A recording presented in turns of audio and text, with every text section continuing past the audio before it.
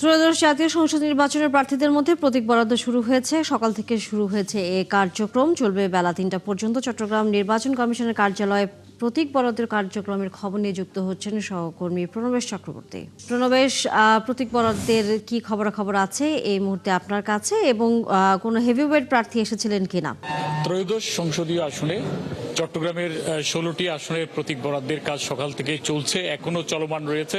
চট্টগ্রামের এই 16টি আসন 3 জন রিটার্নিং কর্মকর্তার অধীনে আজকে প্রতীক বরাদ্দের কাজ চলছে।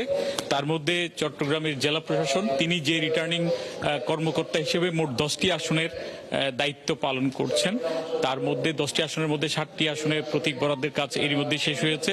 আর বিভাগীয় কমিশনার তিনি চট্টগ্রামের 3টি সহ চট্টগ্রাম শহর সংলগ্ন আরো 2টি আসন, মোট 5টি আসনের রিটার্নিং কর্মকর্তা। সেখানে 5টির মধ্যে 3টি আসনের প্রতীক বরাদ্দ হয়েছে।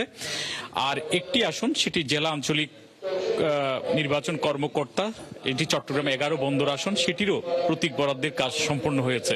আর 5টি আসন, এই 16টি আসনের মধ্যে আর 5টি আসন এখন পর্যন্ত বাকি রয়েছে।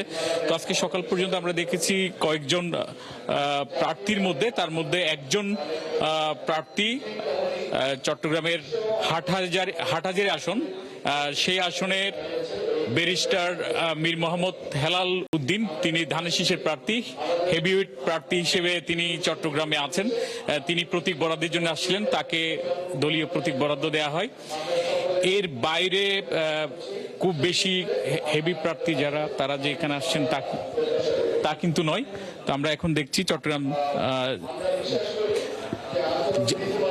প্রতীক বরাদ্দের কাজ চলছে। চট্টগ্রামের এখানে জাহিদুল ইসলাম মিয়া, তিনি চট্টগ্রামের জেলা প্রশাসক। এখানে এখন চট্টগ্রামের যে চট্টগ্রাম 14 অর্থাৎ চন্দনাইশ, এই আসনের প্রতীক বরাদ্দ হচ্ছে। তো এই আসন, এইখানে প্রতীক বরাদ্দের পাশাপাশি আরেকটি কাজ হচ্ছে, সেটি হচ্ছে তাদের যে নির্বাচনী যে আচরণ বিধি বা বিধিমালা, সেটিও অবহিত করা হচ্ছে। অর্থাৎ এখানে যারা প্রতীক বরাদ্দ পাচ্ছেন, তারা এই অঙ্গীকারও করছেন যে নির্বাচনী বিধি বা যে নিয়ম নীতিগুলো রয়েছে সেগুলো মেনেই তারা আগামীকাল তাদের যে প্রচারণা সেটি শুরু করবেন।